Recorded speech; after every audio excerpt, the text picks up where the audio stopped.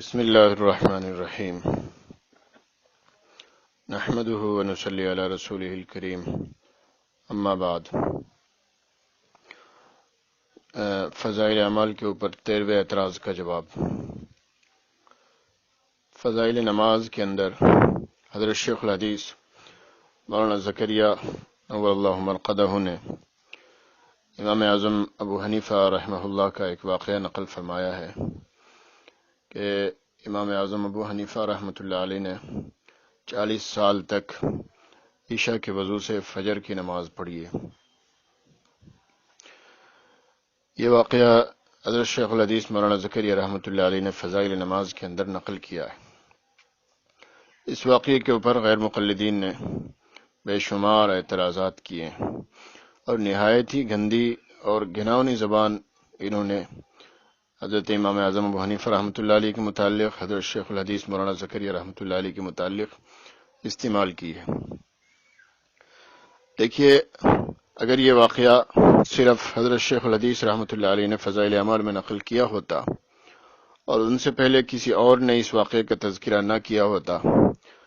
تو پھر اعتراض ہو سکتا تھا کہ حضرت شیخ الحدیث رحمۃ اللہ علیہ نے یہ واقعہ فرضی گھڑ کر اپنی طرف سے لکھ دیا ہے منقبت کے اندر۔ لیکن اگر یہ واقعہ حضرت امام اعظم ابو حنیفہ رحمۃ اللہ علیہ کا حضرت شیخ الحدیث رحمۃ اللہ علیہ سے پہلے امت کے مستند اکابر محدثین، مستند علماء اپنی کتابوں میں نقل کر آئے ہوں اور سند کے ساتھ نقل کر آئے ہوں اور اس کے اوپر اعتماد کا، اعتبار کا اظہار کیا ہو اور کسی نے اس کے اوپر اعتراض نہ کیا ہو، تو پھر اگر انہی کتابوں سے اور ان محدثین مستند علماء کے قول اور ان کی کتابوں پر اعتماد کرتے ہوئے حضرت شیخ الحدیث رحمۃ اللہ علیہ نے یہی واقعہ فضائل اعمال میں نقل کر دیا تو اس میں کیا قصور ہوا؟ اگر غلطی ہے تو ان حضرات کی ہے جنہوں نے اسے پہلے اپنی کتابوں میں نقل کیا۔ اگر اس واقعے کو فضائل اعمال میں نقل کرنے سے کفر و شرک پھیل رہا ہے، یہ بدعت پھیل رہی ہے، لوگوں کے عقیدے خراب ہو رہے ہیں، تو حضرت شیخ الحدیث رحمۃ اللہ علیہ سے پہلے جن لوگوں نے یہ واقعہ اپنی کتابوں میں نقل کیا ہے ان کے نقل کرنے سے کیوں کفر نہیں پھیلا، کیوں شرک نہیں پھیلا، کیوں بدعت نہیں پھیلی، کیوں لوگوں کے عقیدے خراب نہیں ہوئے؟ اور کیا غیر مقلدوں نے ان کتابوں کے اوپر بھی فتوے لگائے ہیں، ان کتابوں کے خلاف بھی کتابیں لکھی ہیں اور ان کتابوں کے مستند مصنفین کے اوپر بھی اسی طرح گندی زبان استعمال کی ہے ان کے خلاف؟ اگر کی ہے تو ثبوت دیں، اور اگر نہیں کی ہے تو یہ دوغلی پالیسی کیوں؟ قوم شعیب کی طرح لینے کے بعد اور دینے کے بعد اور کیوں؟ جرم ایک ہے تو سزا الگ الگ کیوں؟ صرف حضرت شیخ الحدیث رحمۃ اللہ علیہ کے اوپر ہی نظر عنایت کیوں؟ ان محدثین کو کیوں چھوڑ دیا گیا؟ میں نمونے کے طور پر سیدنا امام اعظم ابو حنیفہ رحمۃ اللہ علیہ کے اس واقعے کے چند حوالے نقل کرتا ہوں۔ دیکھیے، یہ واقعہ خطیب بغدادی رحمۃ اللہ علیہ نے تاریخ بغداد کے اندر، خطیب بغدادی رحمۃ اللہ علیہ تاریخ بغداد کے اندر انہوں نے یہ واقعہ لکھا ہے اور اپنی سند کے ساتھ لکھا ہے۔ تاریخ بغداد جلد 15 صفحہ 484، اس کے اندر انہوں نے لکھا صلی ابو حنیفہ فیما حفظ علیہ صلاۃ الفجر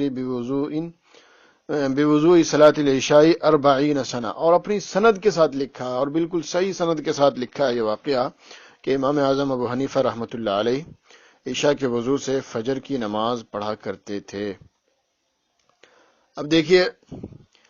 خطیب بغدادی نے یہ واقعہ لکھا اور خطیب بغدادی جو ہیں وہ امت کے مستند محدث ہیں، ان کی کتاب تاریخ بغداد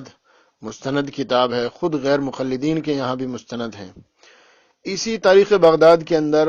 خطیب بغدادی نے بعض اقوال امام ابو حنیفہ رحمۃ اللہ علیہ کے خلاف لکھے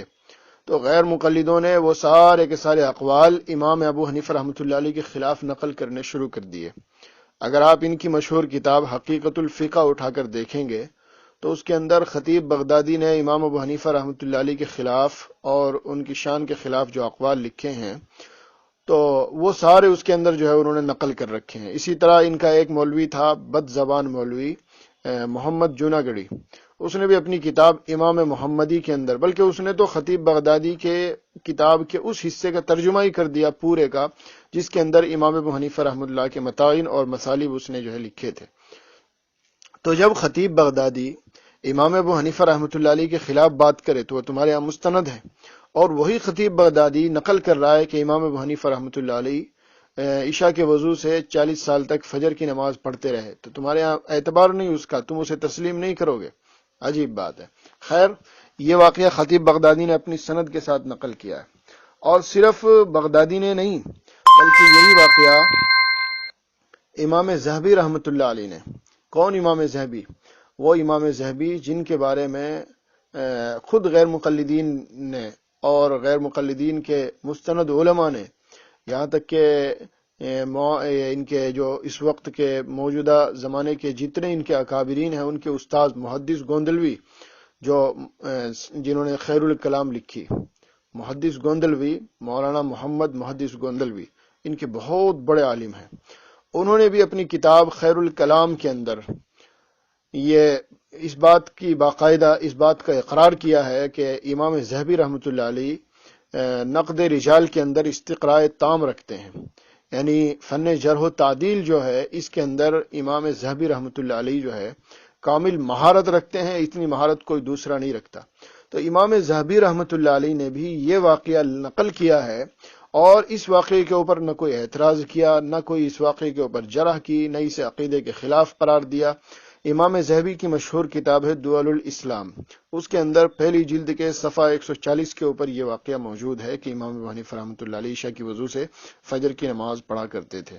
اسی طرح امام ابن کثیر رحمۃ اللہ علیہ امت کے مستند مفسر ہیں، امت کے مستند محدث ہیں، امت کے مستند مؤرخ ہیں۔ امام ابن کثیر رحمۃ اللہ علیہ، امام ابن کثیر رحمۃ اللہ علیہ کا کیا مقام ہے، اس کا اندازہ اس بات سے لگایا جا سکتا ہے کہ امام ابن کثیر رحمۃ اللہ علیہ کی کتاب تفسیر ابن کثیر غیر مقلدین کے مدارس میں پڑھائی جاتی ہے، باقاعدہ سبقاً پڑھائی جاتی ہے، اور ان کے بہت سارے علماء نے تفسیر ابن کثیر کے اوپر کام کیا ہے، اس کی تحقیق کی، تعلیق کی، اختصار کیا۔ عبدالعزیز ابن باز سعودی کے جو مفتی تھے غالباً، انہوں نے تفسیر ابن کثیر کا جو ہے اختصار کیا، اور بھی غیر مقلدین نے اختصار کیا تفسیر ابن کثیر کا، اور اسے جو ہے اپنے نصاب کے اندر داخل کیا ہے۔ یہ حافظ ابن کثیر رحمۃ اللہ علیہ کی کتاب ہے۔ تو حافظ ابن کثیر رحمۃ اللہ علیہ جیسا مستند محدث مؤرخ مفسر، وہ اپنی کتاب البدایہ والنہایہ جلد 13 صفحہ 419 کے اوپر اس واقعے کو نقل کر رہا ہے کہ امام اعظم ابو حنیفہ رحمۃ اللہ علیہ 40 سال تک عشاء کے وضو سے